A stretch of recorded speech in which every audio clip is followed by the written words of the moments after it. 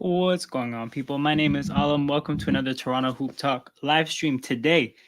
We have one of the rare streams on this channel that's not a live event. We're not watching a basketball game. We're not watching the draft. We're not watching Media Day, which I did earlier today. Make sure you guys check that out. Today we're just gonna talk. We're just gonna talk about basketball. I love doing these streams. It's not going to be a typical 2 to 3 hour stream. You're probably There's probably a chance that there's going to be some new viewers with this one. I think shorter videos tend to go further. But today, we're going to talk about a rebuild. So we just watched media today, and there was a lot of chat about the Raptors being in a rebuild. This is the most we've heard Masai even talk about that like it's a reality. And I think a lot of people might be left wondering, okay, what is exactly the reason for the change in tone? And we can all have our opinions about how good the team is or how far away the team is from being an actual contender. But yeah, clearly there is a new attitude towards rebuilding. And I think I have a bit of an idea of why that's the case. And what helps me kind of understand it is the salary cap situation and what the future looks like for the Raptors in terms of their finances. So to get into that, I'm going to share my screen here. And I'm going to kind of unpack to you guys what we have going on here. I don't need this here at all. Can I get rid of this? Yes, I can. All right. So what do we have here?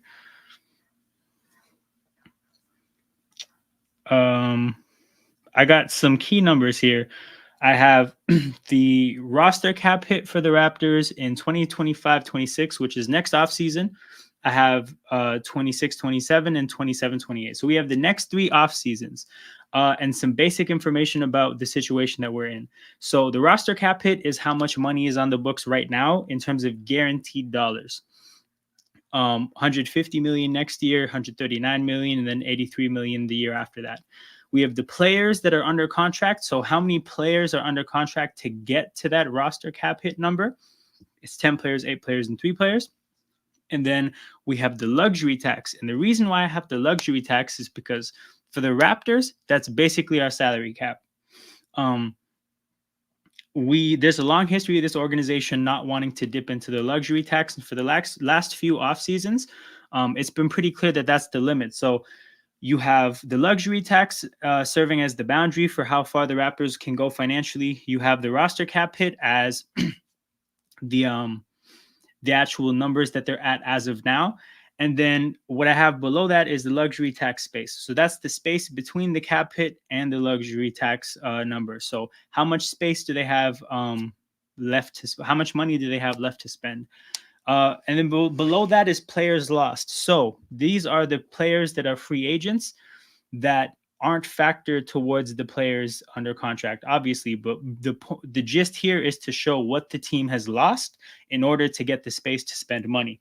So to quickly get into what I'm going to do here, look at this first year. So the next off season, there's 10 players under contract, meaning there's space for about another 5 players to be added. There's only $37 million to spend though. And what I'm going to have to do now is I'm going to add the rookies, because when a lot of people look at these numbers, they don't account for the fact that rookies are not included. So I'm going to look at the 2024-25 rookie scale.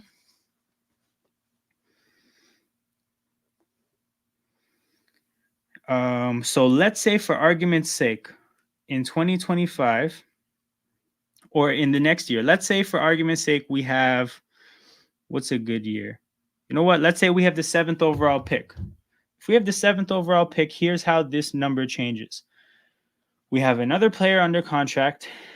Both these figures go up by around 46. And that means both these figures go down by roughly 7. Again, I'm using really rough numbers here, 56. And then, hold on, did I add a player here already? Let me check my numbers before. No, I didn't. So then this goes to 9 and this goes to 4. So we have a first round pick in the upcoming year, provided that we make the draft pick, obviously we're going to have the player. And then if we sign him to the rookie deal, this is the impact on the salary cap. So then this number goes up by roughly 7 as well. Again, I'm using very generic numbers. I want to keep this exercise as simple as possible. So this number already dropped to 128, right?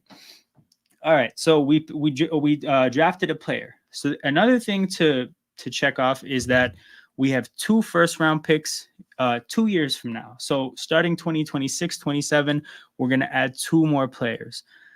So I'm going to go to the rookie scale there. Let's say for this year, this website that I have is not loading. What the hell? Okay, let's go to Real GM. What? Real GM doesn't have it for the future?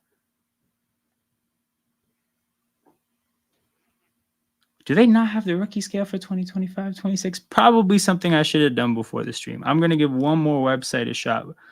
And if not, we'll just do some guessing for those figures. Okay, so let's just use some estimates then, because I think the figures haven't been created. So we have 2 first-round picks this year, and I already showed you that 1 first-round pick at around 7th overall basically adds roughly $7 million. Let's say, for argument's sake, conservatively, the Raptors are really good, and for some reason, the 2 first-round picks are only cost us 11 each year. So then this jumps up to 57. This jumps up to 101. And then this space drops from 45. This space is already down to 117. You add 2 more players,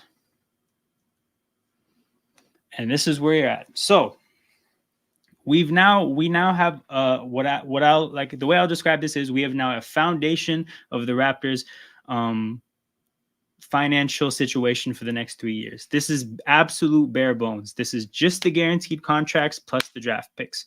So again, the numbers that we had before, the raw information, it's incomplete because first round draft picks have guaranteed cap holds. There's nothing you can do about the numbers that I just added. So this is the situation, right? If you look at the space, the money that there is to spend next year, there's $30 million to spend on 4 players. Now, you can't spend the $30 million on 1 player and then have an empty roster. It's actually not how the NBA works. They have empty space, empty roster spot charges. So they're not going to be able to spend the 30 mil. They're probably going to be able to spend around $25 million. What does $25 million get you in the modern NBA? Jakob Poeltl cost us around $20 million a year. What other figures do we have recently? Emmanuel quickly cost us 32. We actually don't have money to spend to add to this roster, right? And let's say we do spend the 30 on somebody. You can see the ripple effect of the fact that you'd have to then take 30 away from 2026, 27, and then also 30 away from 2027, 28. If you let's say you don't spend the 30, you completely let that go. If you allot yourself the whole 45 in 2026, 27, again, what does $45 million get you in 2 years, right? Emmanuel quickly got cost us 32 this year. If you're talking that kind of a player, what I'm trying to do by unpacking the numbers here is to show that the ability to add to this team by simply spending money is pretty minimal. Now, let's say you spend $45 million in 2 years and you take away $45 million from 27, 28. At that point, you only have 7 players under contract and you have $85 million to pay RJ Barrett and Grady. And even if you do that, you lost Jakob Poeltl and you only have 8 players under contract at that point. So I say this all to say, if you look at all the numbers, what the numbers tell you is the scope to add to this team by simply just like keeping what we have and adding to it is minimal. Going forward, what's going to have to happen with this team is that the value of what we have is going to have to be it's going to have to grow organically. Like the players themselves have to develop into the absolute best they can be. When we trade with other teams, we have to get a lot of value in these trades. Um, the the tricky thing about that is, especially nowadays, um, you can't just take for granted that that's going to be a possibility. You can't take for granted that you're just going to get over on somebody. For the most part, getting good value on a trade involves getting over on somebody.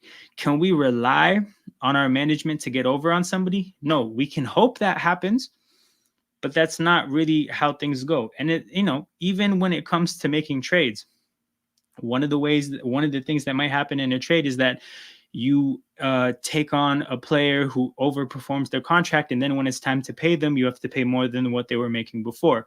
What situation does that put you in? You're in again. It means you have to spend the money that I've already put in the sheet. There's not that much to spend. So even if we do make a trade and then we get another player, it eats into what we have to spend. The point is, there's not much room to get better through spending money and making trades.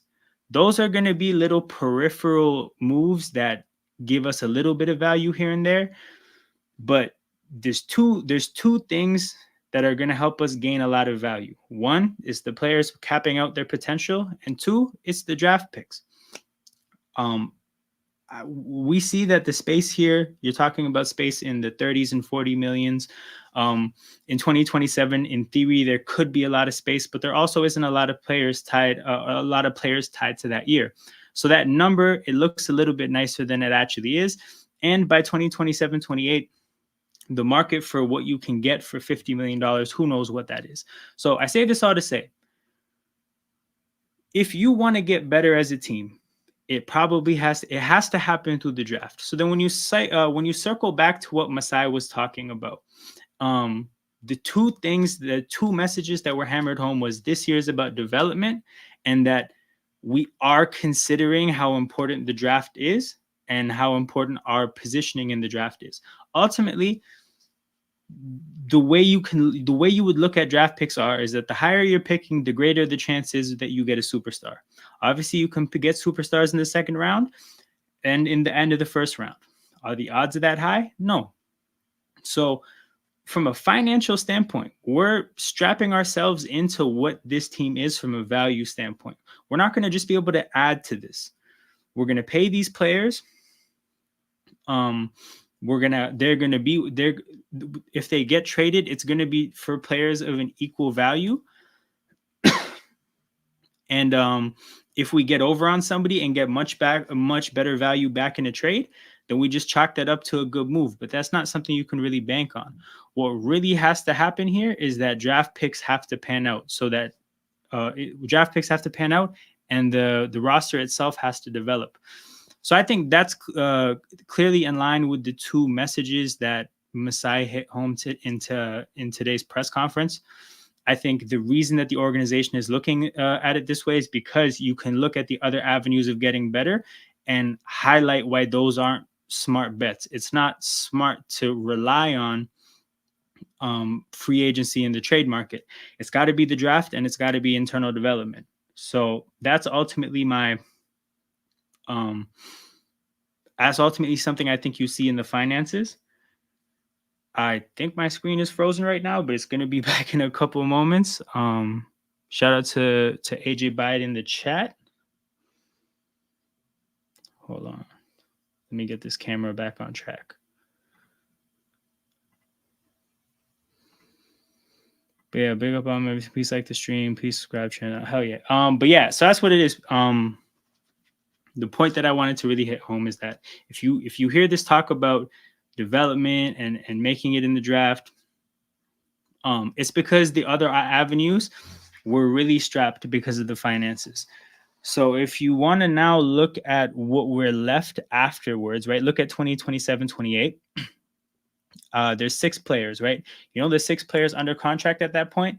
It's Scotty Barnes, Grady Dick, Jacoby Walter, and then in this case, our next 3 first-round picks. So the first-round pick next summer, and then the 2 the year after that. Those are the 6 players we're left. If that's a championship core to you, fair enough, right? I don't think we can sit here and act like we know what these players are going to be. But the point is that from a value standpoint, we need more value. And it's going to be hard. It's not really possible to say we can get the value from free agency. It's hard to rely on the idea that we're going to get the value from the trade market. The value has to be from, again, hoping that internal development caps out and hoping we can get the most out of the draft picks. So if you think about how they're going to look at the idea of maybe sacrificing short-term wins for the sake of getting a better draft pick, the idea there is that the higher you pick, the greater your chances are of getting that, that superstar player that you need to get in the draft. And I think that's ultimately the goal. That's why development and the draft are looked at as the 2 avenues to get better. So that's just what I wanted to talk about today. Shout out to everybody who's going to stumble into this video. My channel is a channel that typically does live streaming content. I do really pre-recorded videos like that. I don't love the idea of just talking at people. I love everything to be conversational. So if you're watching this channel for the first time, make sure you guys hang out for during the watch alongs for this upcoming season. I have a pretty active chat usually. I love the back and forth that can happen sometimes. And yeah, we're going to be doing that all throughout the year. We're going to have some of these streams occasionally that are about topics and specific conversations, but even those are meant to be back and forth as well. So that's what I just wanted to get into right here. Really, really quick stream here, 18 minutes, going to keep this under 20 minutes. But yeah, you guys who are new, make sure you like the video, subscribe to the channel. Everybody here that I'm used to seeing in the chat, the same goes for you. Those are 2 really important forms of engagement for the growth of a YouTube channel. And I'd love to hear your comments. I'd love to hear anybody who maybe is a little bit more knowledgeable about salary cap stuff. And if there's any people in the draft you think might be able to help the Raptors get to another level in terms of talent on the roster. But yeah, that's what we're doing right now. Make sure you guys stay tuned to the channel for more streams this week. We got a WNBA stream coming up this week. We got the first preseason stream coming up on Sunday, October 6th against the Celtics. So stay tuned, guys. A lot more to come.